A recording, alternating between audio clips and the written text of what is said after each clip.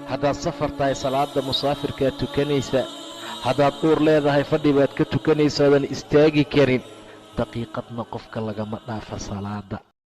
حافظوا على الصلوات والصلاة الوسطى وقوموا لله قانتين.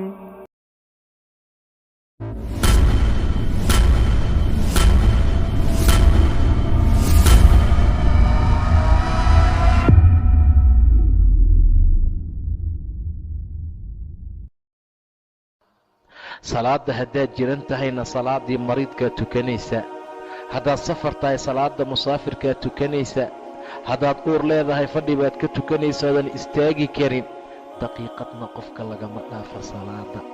waayo waa xiriir adi iyo rabbi idinka dhexeeya. daqiiqad inuu go'o lama rabo, daqiiqad inuu istaagaa lama rabo. haddii hal daqiiqad ama laxdo uu kala go'o xiriirka adi iyo rabbi idiin dhexeeya, waad khasaaraysaa, waad hoogtay.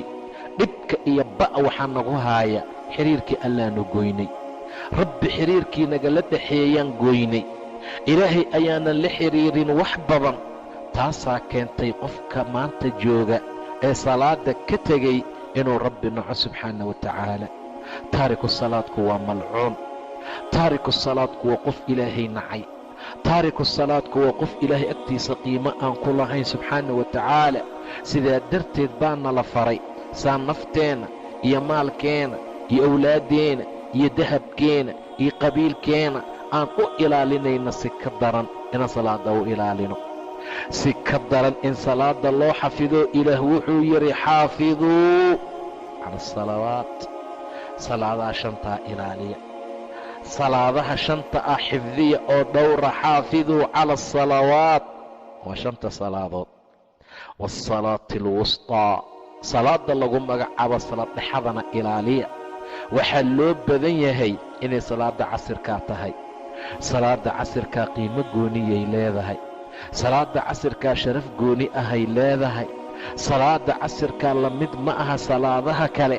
saa darteed baa la yidhi qof kasta ay salaad casir ka tagto faqad xabita camaluhu, camalkiisa waa buri.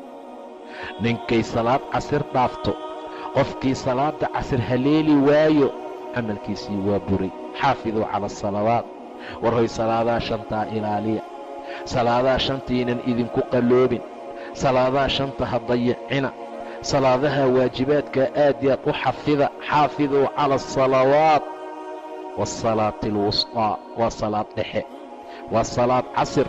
waquumuu lilaah, alla dartiina isu taaga markaad tukanaysaan idinkoo qaanitiin ah, macnaa idinkoo saakitiin oo aamusan.